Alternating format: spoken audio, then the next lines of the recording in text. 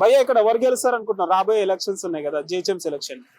GHMC election అది corporator వాసే ఉండనా ఆయన ఉంటారా? ఎంఐఎం కావచ్చు, బీజేపీ కావచ్చు, ఎంబిటి కావచ్చు, వీళ్ళు నిలబడుతున్నారు కదా, ఎవరు గెలిచే ఛాన్స్ ఉంది? ఎంఐఎం అయితే ఎంఐఎం ఇలా డెవలప్ చేసింది ఏరియాని, యాకత్పుర డివిజన్ మొత్తం. MIM perfect.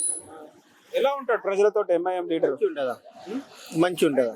ఎంబిటి గానీ బీజేపీ గానీ ఇక్కడ వచ్చి ఏం డెవలప్ ఎవరు చూస్తలే, గల్లీలు తిరిగితే ఏం ప్రాబ్లం అయితే ఎంఐఎం వస్తుంది.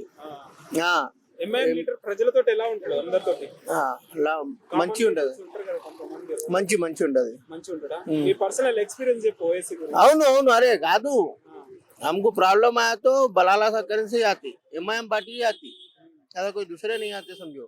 ఇక్కడ ఏమైనా ప్రాబ్లమ్స్ ఉన్నాయి యాకత్పుర డివిజన్ లో, ఎస్పెషల్లీ డ్రైనేజ్ కానీ వాటర్ సమస్య? नहीं कंस्ट्रक्शन चल रहा है अभी, काम चल रहा है अभी उधर, हाँ चालू है काम, एमआईएम वाले ही करा रहे फिर के. एमबीटी वाले आते देखते जाते, कांग्रेस वाले आते ना जाते. कांग्रेस वाले तो कभी भी नहीं दिखते, वोट आते दिखते.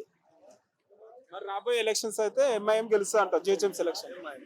जीएचएमसी इलेक्शन है या एमएलए इलेक्शन है एमआईएम ही आता. మేము ఎంఐఎం ని ఓడిపేస్తాం అనేసి కొన్ని పార్టీలు అంటున్నారు, ఎంబిటి గానీ బీజేపీ గానీ కాంగ్రెస్ గానీ.